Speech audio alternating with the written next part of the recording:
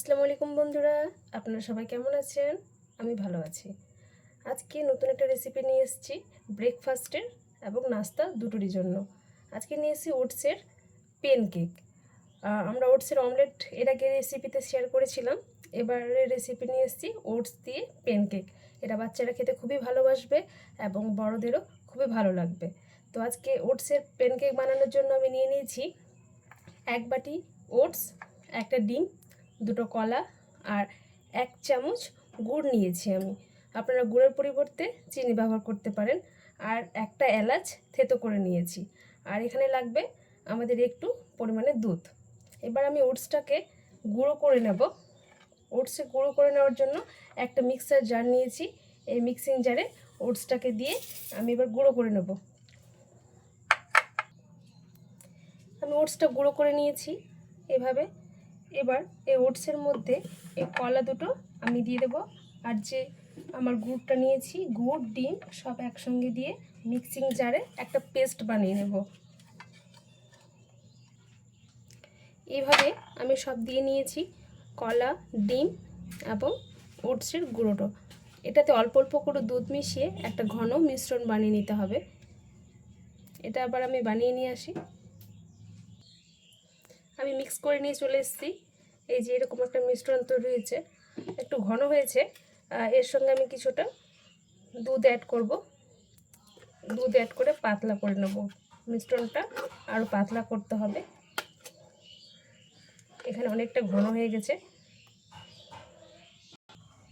এবার আমি ব্যাটারের মধ্যে একটু দুধ মিশিয়ে নিয়েছি। যেহেতু আমার ব্যাটারটা অনেকটা ঘন হয়ে গেছিলো, আমি একটু পাতলা করে নেবো এটাকে। আর যেহেতু এর মধ্যে ডিম দিয়েছি, তো একটু লবণ টেস্ট ব্যালেন্সের জন্য 1 চিমটি মতো লবণ দেব, যাতে ডিমের আঁশটা গন্ধটাও না হয় এবং টক মিষ্টির মধ্যে একটু ব্যালেন্স আসবে। ভাজগুলোটা আমি দিয়ে দিয়েছি এর মধ্যে।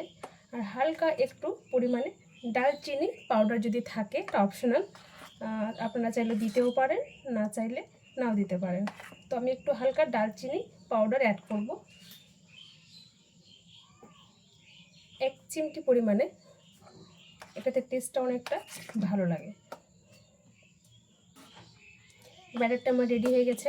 এই যে দেখুন, এরকম পাতলাও হবে না, খুব খুব ঘন হবে না, এই রকম টেক্সচারে ব্যাটারটা তৈরি করতে হবে। এবার এটাকে আমি কেক ভেজে নেব। আমি একটা প্যান বসিয়ে দিয়েছি গ্যাসে গরম হওয়ার জন্য। এবার প্যানটা গরম হলে এর মধ্যে কিছুটা 1 চামচ মতো বাটার দেব। আমি এবার প্যান গরম হয়ে গেছে, এর মধ্যে আমি এবার একটু বাটার দিয়ে দেবো, 1/2 চামচ মতো। আপনারা চাইলে, আর হিটটা কমিয়ে দিতে হবে, আপনারা চাইলে বাটারের পরিবর্তে ঘি ব্যবহার করতে পারেন। ঘি ব্যবহার করে আরও ভালো হয়, খুব সুন্দর একটা গন্ধ বেরোয়। আর বাটারটাকে গলিয়ে চারিদিকে এভাবে ছড়িয়ে নিতে হবে। এবার এরকম অল্প করে প্যান কেকের মতো গোল গোল করে দিতে হবে, রুটির মতো করে গোল করে নিতে হবে।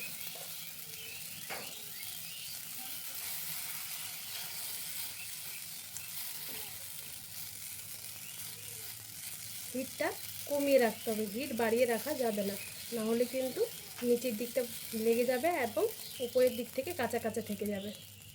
এবার আমি এটাতে ঢাকা দিয়ে নেব।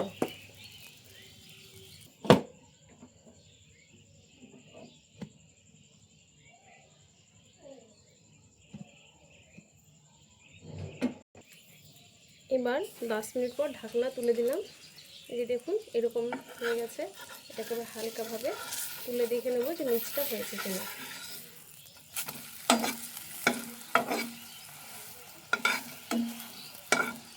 এবার উল্টে পিষ্টে এভাবে ভেজে নিতে হবে। এটা আমি এবার ভালো করে চেপে চেপে একটু ভেজে নেব। ব্যাস, আমার এটা মোটামুটি হয়ে গেছে। এই সাইডটাও হয়ে গেছে, দেখুন লাল হয়ে গেছে। এবার এটাকে আমি তুলে নিয়ে বাকিগুলো ভেজে নেব।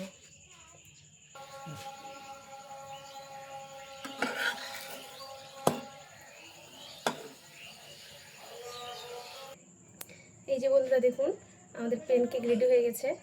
এটা বাচ্চাদের জন্য না খুবই মজাদার একটা খাবার। বাচ্চাদের বানিয়ে দেবেন, দেখবেন খুব আনন্দ করে খাবে এবং টিফিনের জন্য খুব ভালো হবে। এরপর আমি ডেকোরেশনের জন্য আপনারা চাইলে চকলেট সিরাপ দিতে পারেন, বাট আমার কাছে যেহেতু বাড়িতে নলেন গুড় রয়েছে, তো খেজুরের গুড়, সেই গুড়টা দিয়ে আমি একটু ডেকোরেশন করে দেব। এইভাবে করে দেবেন, দেখতেও ভালো লাগবে এবং খেতেও টেস্টি করবে অনেক।